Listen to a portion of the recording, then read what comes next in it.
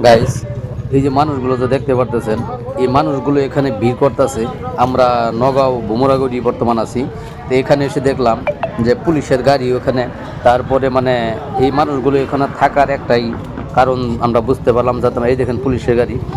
এ মানে ময়ূরাবাড়ির একটা ছেলে 2 দিন ধরে কোনো খোঁজ খবর নাই। এখানে তার ব্যাগ চেক পাওয়া গেছে। খোঁজাখুঁজি করার পরেও মানে কোনো খোঁজ খবর না পাওয়ায় এইখানে তার ভোটার আইডি, তার ব্যাগ, তার কাপড় চোপড় এই যে গাছটা দেখতে পাচ্ছেন, এই গাছের তলার মধ্যে পাওয়া গেছে। তাই মানে সবারই সন্দেহ যে ছেলেটা নিশ্চয়ই মানে এখানেই হয়তো কেউ পাগারে পুগারে পড়ে গেছে বা কিবা একটা দুর্ঘটনাগ্রস্ত হয়েছে, যার কারণে তার খোঁজ খবর পাওয়া যাইতেছে না। এই দেখতে পারতেছেন আত্মীয়, ওই ছেলেটার আত্মীয় কীভাবে কাঁদতেছেন। খুব মানে একটা ভয়ানক ভয় ভয় করা দৃশ্য। হয়তো সাগে মানুষটা কেউ মেরে ফেলছে বা নিজেই মানে পানিতে পড়ে মরে গেছে, কিন্তু তার খোঁজ খবর নাই বর্তমানেও। না হয়তো তাকে কেউ কিডন্যাপ করেছে। মানে খুব ভয়ানক পরিস্থিতি বর্তমানে এখানে আমরা এসে দেখতে পারলাম।